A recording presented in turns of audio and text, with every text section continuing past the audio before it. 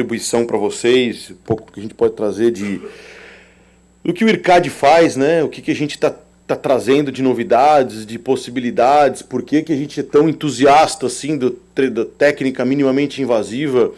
E eu digo que a cirurgia ela veio de grandes cortes, né? A frase que a gente falava, grandes cirurgiões, grandes incisões, né? Cada corte desse tamanho, hoje a gente fala que os orifícios de incisão são cada vez menores e hoje a gente tem quase 100 orifícios. Cirurgias sem cortes, né? Cirurgia que você faz com furos de 2 milímetros. Mas isso é mecânico, né? Isso é toda uma questão de posicionamento. Mas eu vou trazer umas ideias para vocês, para onde a gente está. Eu falei um pouco do IRCAD para vocês ali na fala, e agora eu vou trazer um pouco do que é, o que a gente faz, onde a gente está, o que a gente desenvolve de tecnologia. Essa é uma ideia do IRCAD França, né? Então, o IRCAD está localizado em Estrasburgo, dentro da Universidade de Estrasburgo, que está entre o ranking das universidades, está entre as 10 melhores do mundo, a Universidade de Estrasburgo, e esse ranking determina, e a gente tem esse grande centro, onde a gente tem um hospital, onde tem um centro de treinamento, enfim, e o IRCAD cada vez vai mudando. E como eu disse para vocês, foi uma entrevista, um TED Talk desse cirurgião das Forças Armadas Americanas, do Richard Satava, que esteve aqui em Barretos para conhecer, e hoje a gente é uma instituição, a única instituição no Brasil acreditada pelo Colégio Americano dos Cirurgiões. Eles demoraram 5 anos para acreditar a França, o IRCAD França. Em um dia ele veio aqui e pelo hospital, por tudo que a gente faz, não teve opção, a gente foi acreditado com uma visita única dos caras. Então, ele disse que a medicina ia mudar, e foi isso que o professor Marisco captou a ideia, e como se fosse na era industrial, a gente ia ser para a era da tecnologia. E a gente trouxe 3 desafios na nova era da cirurgia minimamente invasiva. E o primeiro desafio é a realidade aumentada, é como melhorar a minha visão para identificar estruturas que antes a gente não conseguia trabalhar. Então hoje, para vocês terem uma ideia, essa mudança foi em 2001. Como fazer? Nós estamos em 2023 e a gente está falando de soluções que vêm melhorando a técnica cirúrgica. Então, como a gente fala de melhorias de imagem e também melhorias de instrumentos, como eu disse, a gente está com devices médicos, como a gente também trabalha com softwares que melhoram a nossa visão que a gente não conseguia identificar anteriormente. E por fim, um database um data lake totalmente focado em dados médicos, em dados de saúde. Então a ideia é a gente fechar tudo que falta para a cirurgia. Hoje o cirurgião, ele é o fator decisivo final? Não. Óbvio que vai chegar um momento que vai precisar sempre da decisão humana, mas a gente vai precisar de um compêndio de novas soluções para melhorar o nosso tratamento. Como que eu falo hoje em dia, quem conheceu os carros antigos, então você tinha o quê? Nada. Né? Então, comparando ao carro, para quem lembra do Lada, lembra do Lada? Né? Você batia o carro no poste de aço, quebrava o poste, mas o carro não quebrava, né? Mas o que ele tinha? Nada. Era só Hoje os carros eles são extremamente tecnológicos. Hoje ele tem estruturas que a gente não conseguia. Como é que você podia viver antes? Ali, quem aqui é adepto? Quem lembra do quebra-vento? Do carro? Tem gente que nem sabe o que é isso. Quebra-vento. Quem tinha sempre um paninho perto ali para quando chovia, limpava o vidro porque embaçava o vidro do carro? Não é? Hoje você tem airbag. Hoje airbag é uma coisa que tá dentro, é obrigatório ter no carro. Então, hoje a gente está conseguindo ter freios automáticos, condições de frenagem automáticas. Então, será que isso vai chegar um momento? Vai chegar um momento que a própria máquina vai falar para mim, não corta aí que vai dar errado. Isso é bom para o residente, porque a gente pode estar um pouco mais longe, mas hoje você tem que pensar. Então vamos falar um pouquinho de cada coisa para vocês. Primeiro desafio, né? Como melhorar o meu olho, né? Como melhorar a minha visão, como eu posso identificar estruturas que antes eu não conseguia identificar. Planejamento. Planejamento. Aí frase é: eu vou operar meu paciente antes de operar o paciente. Então como a gente opera o paciente antes de operar o paciente? Planificação de imagem. Então a gente consegue fazer exames de imagem com reconstrução em 3D, em software mesmo, e eu avalio e eu falo como se eu estivesse brincando. Eu quero ver a veia, eu quero ver a artéria, onde eu vou fazer, eu vou cortar aqui. E eu vou renderizando todo um aplicativo e hoje eu consigo identificar e saber aonde eu vou poder caminhar. Então a gente consegue identificar grandes tumores. Então você vê aqui, e é uma criança onde a gente conseguiu identificar o grande tumor que tinha. Então você faz e você vai tirando as estruturas. E você vai treinando e testando o que você vai usar. Vou usar a pinça tal. Então aí você seleciona a pinça que você tem e você desenha o caminho que você quer seguir. Esse programa chama Visible Patient.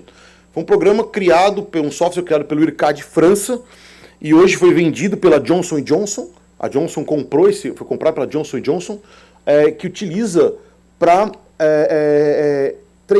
segmentar a cirurgia e preparar a cirurgia. A gente envia para eles os dados, para o Visible Patient, eles retornam para a gente a imagem preparada. Da mesma forma, como a gente prepara a cirurgia antes, então você consegue saber onde estão os órgãos, como vou tratar. Lembra que eu falei da pinça? Aqui é onde a gente consegue avaliar melhor e como eu vou trabalhar. Então eu escolho o que eu quero fazer, ó. Aí eu determino aonde eu vou fazer o furo. E ao final eu consigo sobrepor as imagens. E aí eu trabalho com a fusão das imagens, que é a realidade aumentada, com a imagem 3D, com a cirurgia ao mesmo tempo, e eu faço um match das imagens, e aí eu trabalho como se fosse um GPS. Onde está a veia, onde está a artéria, ou não tem mais. Porque antigamente você fazia assim, sangrou. Porque qualquer tipo de complicação que acontece no ato operatório, para vocês entenderem, existem dois tipos de ato operatórios importantes, de momentos importantes. Aquele momento que depende só de mim, só do cirurgião, que teve um sangramento, uma lesão em alguma coisa importante, e você tem que tomar uma decisão na hora. Pá, vou lá e resolvo. Existem momentos que são complicações tardias, que são por problemas nutricionais, problemas de até falhas de mecanismos de compressão, enfim. Esses problemas eu vou ter que tratar depois, eu não consigo identificar ele na hora. Entretanto, os de momento, que são o que eu consigo identificar aqui, então onde está o vaso? Eu não sei que o vaso está aqui. Hoje, como é que eu sei? Eu tinha um professor de anatomia que a gente aprende assim, né? A gente vê tanta anatomia, que você olha para a pessoa com um olhar médico, eu consigo olhar e aí você começa a ver, ó a veia do cara ali, ó, a artéria ali, ó. Você consegue identificar. E uma frase que a gente fala na medicina, que medicina são horas de voo, e a gente fala para os residentes, eles falam assim, nossa, mas como é que você sabia que estava a veia aí? Eu falei, tem 20 anos de formação. Qual é a chave?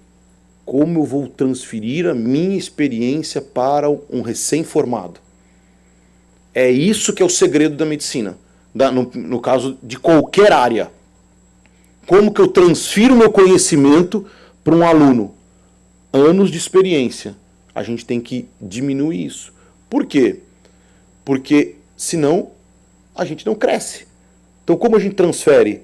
Treinamento, transfere hoje com imagem, transfere com auxílio. Como a gente aprendeu a dirigir o carro? Se todo mundo for falar aqui, tá todo mundo preso. Todo mundo dirigiu antes dos 16, na minha época era 18, mas é 16 anos, todo mundo dirigiu. Não é 16? Sem Falei contar bobagem. quem roubou o carro do ainda? pai ou da mãe. Então, Né? quando nos Estados Unidos. Hã? Sem contar quem roubou o carro do pai e da mãe escondido, né?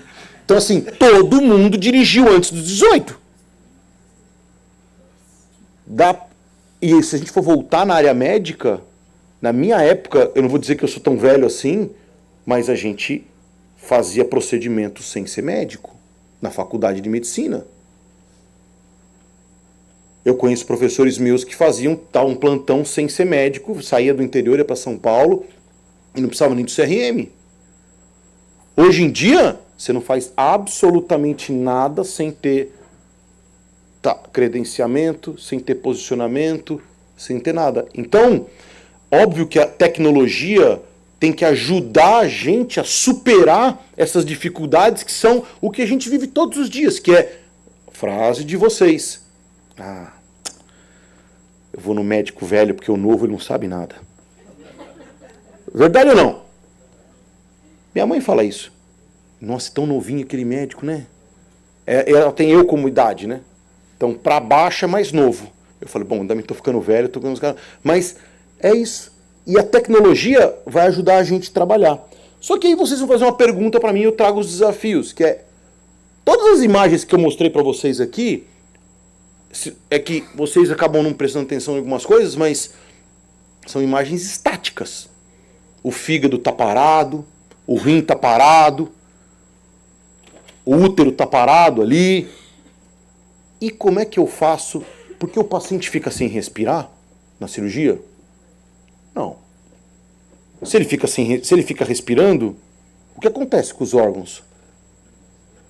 Então a tomografia não serviu para nada, minha planificação. Porque se eu posicionei o paciente para baixo, para cima, para o lado, ou ele respira, os órgãos mexem. Então, quer dizer, cada hora a rua está naquela escada do filme do Harry Potter. Cada hora ele está num posicionamento. A veia está ali. Ih, não está. Ih, não está. Nós vamos naquele joguinho, né? A batalha naval. Pá, pá, e erra. Erra e acerta. Então, esse é um fator que a gente tem que trabalhar, que é como eu vou minimizar essa mudança.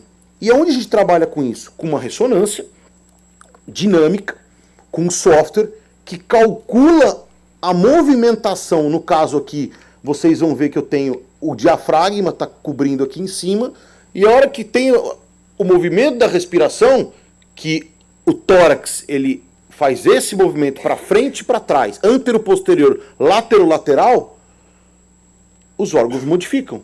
E eu tenho que calcular essa movimentação, jogar para o computador e isso voltar para mim. Aonde chego? Chego nisso aqui.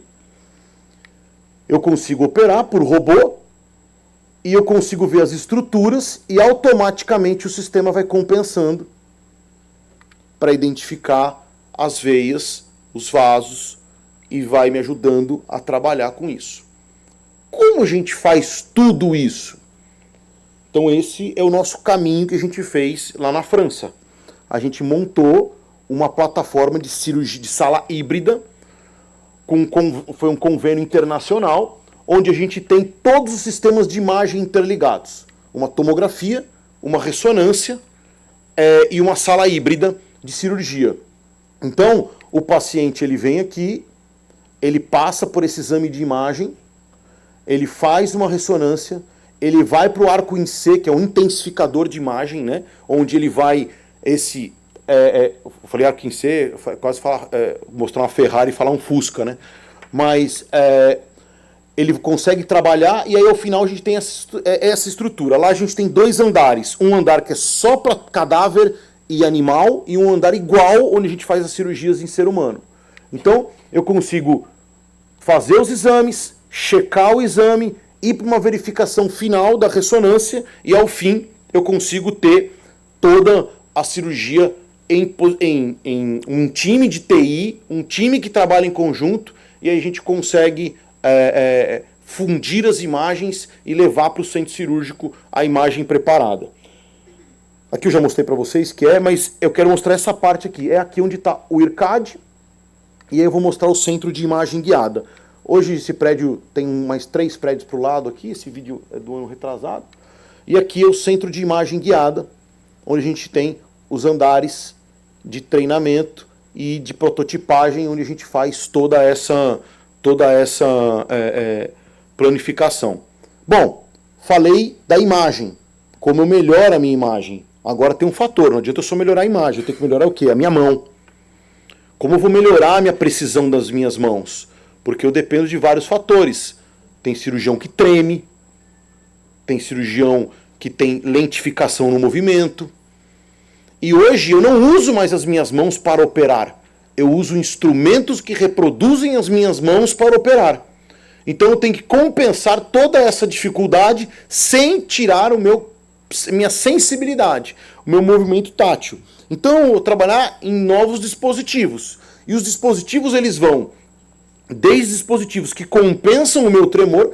Então na cirurgia robótica hoje, não importa, e isso é uma verdade, se eu tiver tremores, não precisa de uísque. O próprio aparelho, ele compensa o seu tremor e na hora do movimento, o movimento não treme. Então você consegue trazer soluções para problemas que poderiam atrapalhar a vida de um médico.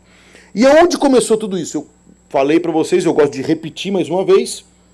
2001, Operação Lindenberg, professor Marisco operando o robô, o Zeus, ele cabeou Nova York e Estrasburgo e fez a primeira cirurgia, telecirurgia do mundo. Ele estava aqui em Nova York, o paciente em Estrasburgo. O que aconteceu? 11 de setembro. Pois é. Saiu em mídia, saiu em vários lugares, mas por causa do 11 de setembro. Então, só mostrar pra vocês como que era o Netão. Tá aí, Neto? Aí, viu? É o que nós vamos fazer aí, cara. Só que vai ser de outro jeito. Cabo. Olha só. Real. Isso é um vídeo mídia. O robô, que hoje é o robô da Intuitive, da Da Vinci.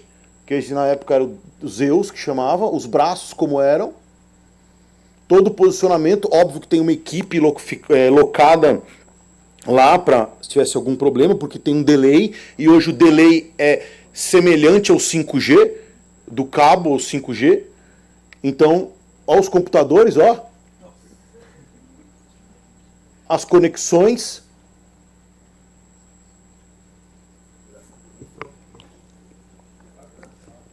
Então, olha que interessante. Tudo que precisava para acontecer essa cirurgia, né? E aí ele operando o paciente, foi uma cirurgia de colestectomia, o paciente ficou ótimo, viu, gente? Pode ficar tranquilo. Então você vê que tem os movimentos que ele fazia lá e reproduzia os movimentos aqui. A única coisa que você vê que interessante, a energia ele não conseguia fazer por lá, de queimar os vasos, ele tinha que fazer, tinha um cirurgião aqui, então ele fazia a dissecção, olha como que era a pinça. E ele fazendo a cirurgia. Bom, isso saiu na Nature, em várias revistas, mas não teve tanto... Lógico que no meio médico muitas pessoas conhecem isso, mas não tem muito, infelizmente, por causa do 11 de setembro. Mas a gente progrediu um pouco mais. E lembra das imagens de fusão? Hoje a gente consegue trabalhar assim. Essas são as atuais pinças robóticas que a gente tem. Esse é o robô que a gente trabalha. Agora já estamos com um novo robô, mas essa é a forma como a gente trabalha nas nossas mãos. Conseguimos trabalhar com GPS acoplado e ele fica side by side no olho do cirurgião. Ele está mexendo aqui, mas dentro do olho, ele está vendo aqui, ó, imagem da cirurgia, imagem do GPS, ele consegue identificar. No robô ainda essa fusão de imagem está para começar, ainda a gente não tem essa fusão, só fica side by side. E aí eu consigo operar e evitar erros. Então, hoje eu estou operando, estou conseguindo ver gânglios, linfonodos, enfim, estruturas que a gente não enxergava. Aqui você não vê nada, mas aqui você sabe aonde está e você evita os erros. Isso em estruturas que a gente tem que fazer furos no abdômen. E quando a gente não tem que fazer furos e faz cirurgias transoral ou transnasal ou transanal, então esse é um colonoscópio onde a gente consegue fazer e trabalhar como se fosse um robô. Hoje como é que a gente faz? É um aparelho que fica na minha mão e eu fico comandando aqui. Dessa forma, eu fico sentado num console e eu fico mexendo e o próprio robô, como se fosse uma cobra mesmo. Hoje já tem um robô específico da própria empresa que tem, robô aqui que é da Intuitive, que chama o robô Single Port, o SP, onde eu consigo fazer as mesmas coisas também com 6 milímetros de diâmetro. Então, 6 centímetros de diâmetro. Então, você consegue trabalhar e fazer dar pontos com estruturas minimamente invasivas que a gente não conseguia. Só que aí a gente teve que entrar num outro caminho, que é o caminho de vocês. Porque ali eu sou médico, é um movimento mecânico em que eu resolvo. Tem a realidade de imagem que vocês trabalham e tem agora a principal parte, que é a inteligência artificial. Que é como a gente vai conseguir ajudar a eu minimizar os meus erros. E como que eu consigo minimizar? Através de vários mecanismos. Então vocês já conhecem tudo isso, todas essas partes aqui. E eu vou dar alguns exemplos só para finalizar para vocês.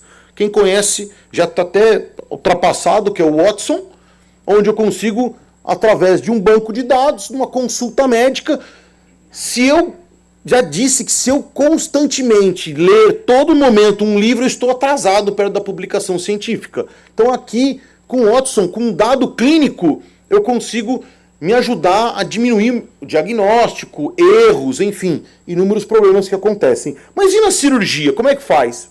É a mesma coisa, a gente acaba determinando como se fosse um GPS, e aí eu consigo identificar o que é tumor e o que não é tumor, e eu mostro para o robô, é tumor, não é tumor, não é tumor, e aí consigo fazer imagens de ressonância, enfim, de tudo isso. Com uma colonoscopia, onde 89% da imagem eu consigo identificar e 11% eu perco. E o próprio sistema me dá, opa, é um pólipo aqui, ó. Eu não tinha visto. Ele vai lá, olha, mostra, você vai lá e tira. Isso podia ser um câncer. E hoje a gente já encosta o aparelho na estrutura e ele diz se é câncer ou não, antes da biópsia. Porque se for, eu tenho que fazer uma tatuagem e marcar, porque esse paciente pode ir para cirurgia. E em outras cirurgias, como a gente faz? Eu falei para quem estava na apresentação, eu falei. Isso é uma cirurgia de colecistectomia, de retirada da vesícula, onde se pegou milhares de imagens do mundo inteiro e foi mostrando aqui, isso aqui, isso aqui, isso aqui, passo a passo, até que chega na realidade e o computador fala, mostra para mim o lugar, vai clipar e corta. Mostra onde você vai fazer. Existe um protocolo que é para vesícula, que chama Critical View of Safety, onde você só pode, por exemplo, na Holanda, você tem que ter essas imagens todas gravadas e você só pode terminar a cirurgia se você fizer o Critical View of Safety. O que é Critical View of Safety? Você tem que achar uma veia, você tem que achar uma artéria, um ducto e tem que estar eles totalmente isolados. Enquanto você não tiver o formato que forma um triângulo de cruzamento deles gravado, anterior e posterior, você não está autorizado a clipar. Se tiver qualquer complicação, preso. Porque você errou, você não fez o segmento. Hoje, com esse tipo de sistema, a gente tem um banco público, anônimo de imagens do Congresso, a Sociedade Americana de Gastroenterologia, o SAGES. A gente envia vídeos constantes, eles têm um data lake, onde eles conseguem armazenar e mostrar qual é o plano certo, o plano errado, e a gente consegue ver erros e acertos. Para finalizar, posso do horário, de tudo que eu tenho, para vocês entenderem o que é o IRCAD, o que a gente já montou, a gente precisava de duas coisas. Precisava ter uma estrutura física, que é o que vocês conhecem aqui, em todos os IRCADs, e uma estrutura online. Então, o que foi criado no IRCAD? No IRCAD a gente criou o WebSurge. O WebSurge é a universidade online, a maior universidade online de cirurgia do mundo.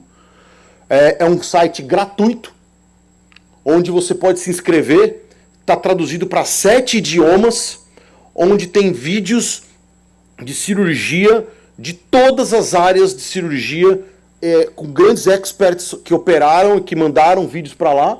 Então o que a gente fez? Criou uma conectividade entre os médicos, onde você consegue tirar dúvidas, consegue achar problemas, ver os exercícios, ver as cirurgias, e a gente trouxe. É um site extremamente gratuito. E olha o que foi o impacto disso. Em 2000, esse era o número de inscritos. Em 2018, a gente já superou isso, já estamos com mais de 300 mil membros. A gente já chegou a quase 1 milhão. E isso a gente consegue superar todas as ideias. E aí a gente vai para o conceito global do IRCAD, que é as unidades no mundo inteiro. E as unidades são essas hoje. Começamos em 94, 2008, 2017, 11, 17, 23, que agora, em outubro, lança o IRCAD Ruanda. 2019 foi no Líbano. E 2025 a gente lança a nossa unidade em Charlotte, na Carolina do Norte, esse esse IRCAD, que ainda tem mais uns aí que vão aparecer aí, que ainda está assinando contrato. A ideia do IRCAD é essa, é a globalização, trazer novas possibilidades, trazer novas soluções para a medicina, para a cirurgia e trazer essas novas ideias para vocês. Esse é o conceito IRCAD, esse é o conceito que a gente tinha para dizer do que a gente podia mostrar. Eu queria finalizar agradecendo todos vocês, que foi excepcional aqui. A gente não pode terminar. Eu conversei com o Guilherme isso aí, eu queria aqui deixar público aqui a todo o time do IRCAD, todo o time do Arena que se dedicou. Por gentileza, Guilherme, queria que você viesse aqui. Cadê o Matheus? Vazou. Foi buscar as crianças. Vitória, vem aqui, por gentileza. Deixa eu ver se tem mais alguém aqui. Cadê? Cadê as meninas?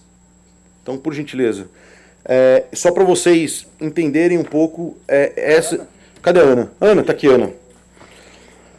Representando todo o nosso time do Arena. Cadê? O Bill? Fio do Bill. Vem cá. Vem cá.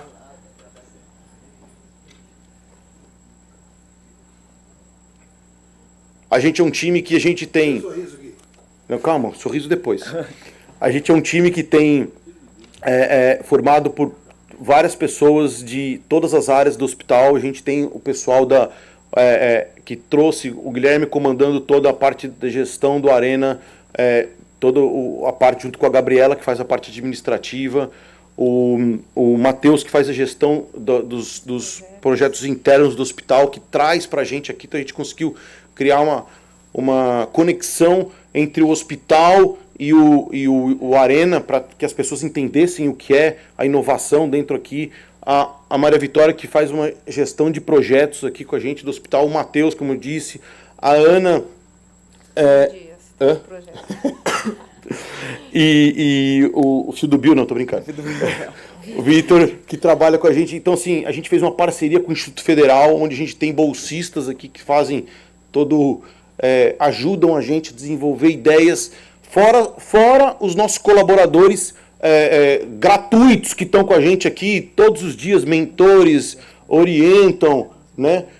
Todo o time que está. O Arena não é só inovação, o Arena também é eventos. A gente, todo o time de eventos que organizou, a Denise, a Daiane, a Natália, enfim, que montaram toda a organização para vocês. O pessoal do backstage, do IRCAD, audiovisual, a Fabi, o Túlio, o Pedro, o pessoal da cozinha que fez todo o almoço, todos esses dias para vocês aqui. Então, acho assim, a grande sacada, a gente veio aqui como... Quem que falou isso para mim um dia? Acho que foi o Poit que falou uma vez para mim assim, a gente veio aqui para espalhar, né? A gente não veio aqui para juntar, a gente veio aqui para espalhar tudo, né? Então a gente está aqui para espalhar essa ideia da inovação, dizer que uma coisa que, antes das meninas chegarem aqui, só para mostrar para vocês, essa é uma foto final que a gente gosta de mostrar, é um complemento daquelas fotos que eu mostrei no primeiro dia. A gente... cadê? Mostra o filme aí, é o Túlio ou o Pedro que está lá? O Túlio. Olha que interessante, isso foi em 2020, o que a gente tinha em 2020, um demo day, o que a gente, junto com o Best, que veio para cá. Depois a gente veio em 2021, 50 pessoas tinham aqui nesse dia, 2021. Em 2020, no final, no bootcamp aqui, já começamos a encher, porque já podia fazer eventos aqui dentro. 22, junto com os 2 bootcamps que teve. Agora o Godoy me traz um drone aí pra gente tirar uma foto aí. Né? Até que enfim gastou dinheiro aí. Mas eu não tava nessa foto, eu fui excluído dessa foto. Não, fui excluído dessa foto.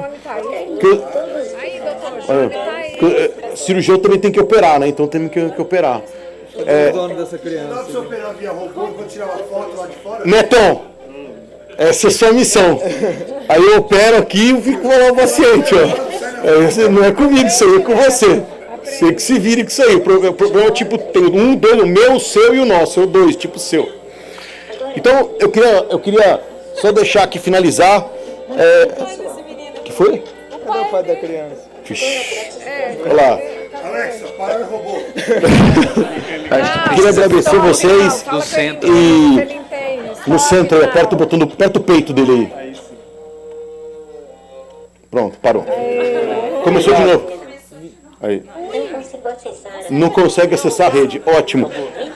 Eu queria agradecer vocês aqui, toda a parceria de todas as empresas, enfim, tudo que está acontecendo. E uma salva de palmas para todo esse time aqui que resolveu tudo isso.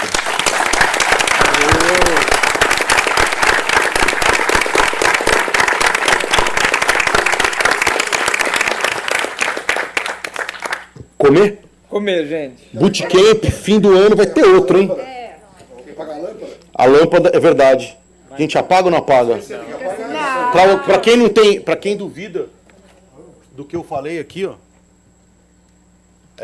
como eu disse, a inovação ela serve para impactar e ela não queima, gente. A lâmpada não queima. Vocês estão vendo o tempo que ela está acesa e para isso que essa lâmpada serve, para criar na nossa mente todas essas ideias. Ela vai continuar acesa, eu acho. A gente só vai apagar agora aqui, né? Obrigado, gente.